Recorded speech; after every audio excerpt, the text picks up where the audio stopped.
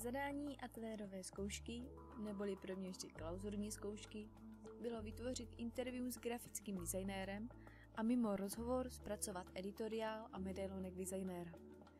Avšak, koho lze považovat za grafického designéra? Kolik podob má grafický design? Což by měl grafický designér v dnešní době ovládat? Co si lidé představí pod pojmem grafický designér? Zeptala jsem se několika lidí, jestli by mi mohli podle sebe objasnit, kdo to je a co dělá grafický designér. Odpovědi se různily, ale většina z nich si pod grafickým designérem představí člověka, který vytváří plakáty, loga nebo knihy. Ovšem neuvědomují si, že grafický design je mnohem pestřejší, jelikož má plno odvětví. Z toho důvodu jsem se rozhodla udělat interview s herním designérem Jakubem Dvorským a právě probíhající záznam je z cesty na sjednané interview.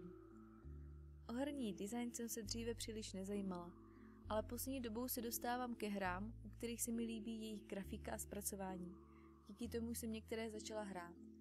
Chtěla bych se o tvorbě herního designu dozvědět více informací a myslím si, že Jakub Dvorský je ten správný člověk. Právě jeho hra Machinarium byla první, která mě zaujala svým grafickým zpracováním. Interview je určené pro lidi, kteří se začínají zajímat o herní grafiku a chtěli by ji tvořit. Rozhovor s Jakubem Dvorským byl pro mě přínosný a zajímavý. Je to velice vstřícný a milý člověk s mnoha zkušenostmi. Ukázal mi své studio Amanita Design a měla jsem možnost nahlédnout do jeho skicáku, což se každému nepovede.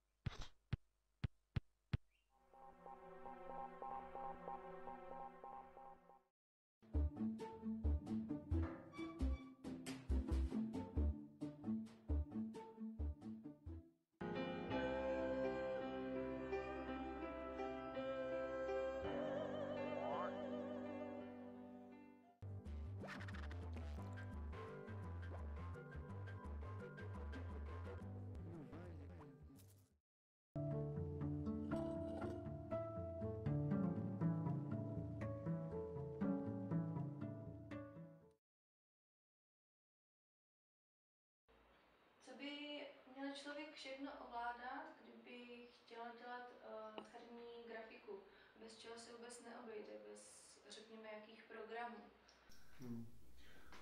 Taky záleží, no, jako herní grafika je široký pojem, to může být modelář z nějakých 3D postav pro nějaký 3D hry, že jo? Tak potom musí umět ovládat nějaký ty 3D programy, které já ani neznám. Nebo orientoval jsem se v tom kdysi, nevím, co dneska jako jsou ty nejlepší. Pro tu 2D grafiku, jakou děláme my, je asi základní program Photoshop od Adobe a pro animaci my používáme Flash. Jsou ještě jiné animační programy, ale pro nás je nejlepší ten Flash. A v podstatě na všechny bitmapy, na všechno tu jako, na všechny pozadí, postavičky a tak používáme Photoshop.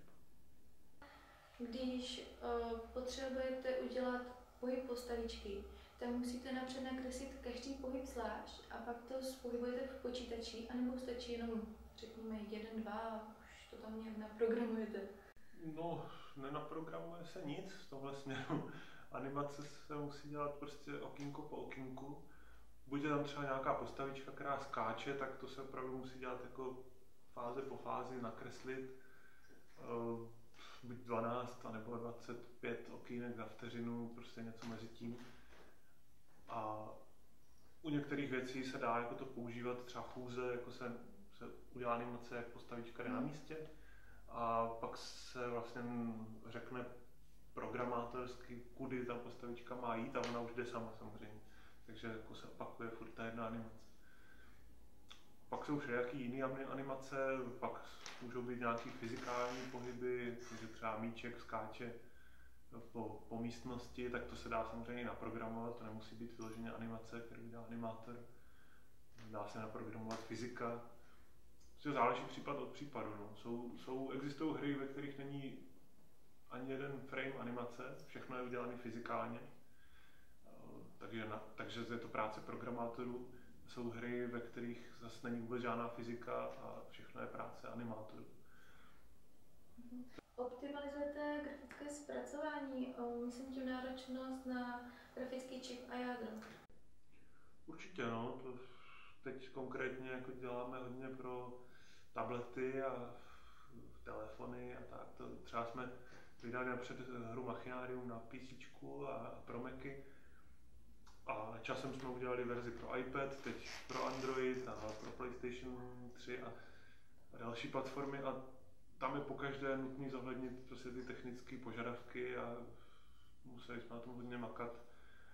Je to dost pracný občas a nepříjemný, ale prostě to je jako nezbytný. No. Musíme to všelijak omezovat, musíme se omezovat v animacích, množstvích různých efektů a tak.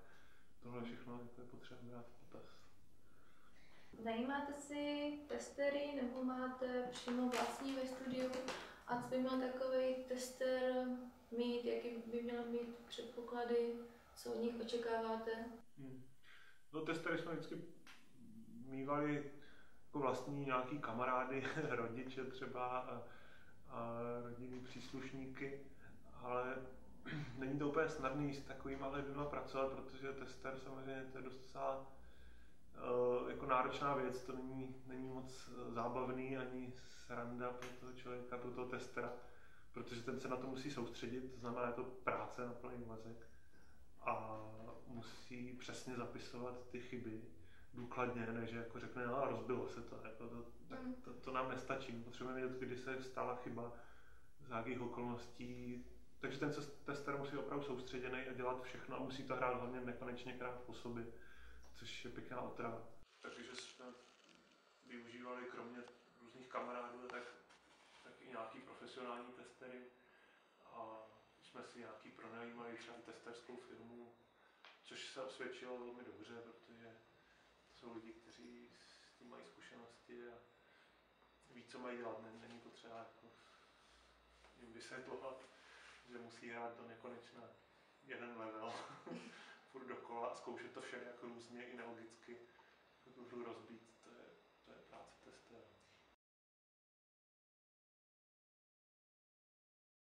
Tak začít. Počkej, já si chci rozpustit vlasy.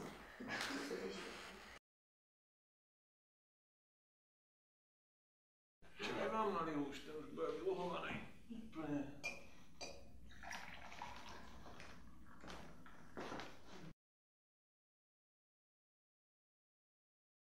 Dejte si ho, to je dobrý. Já když to dám takhle.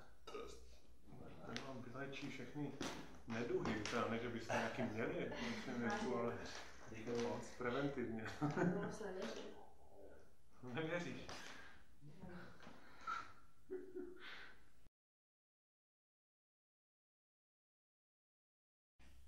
Tak to povypínejte.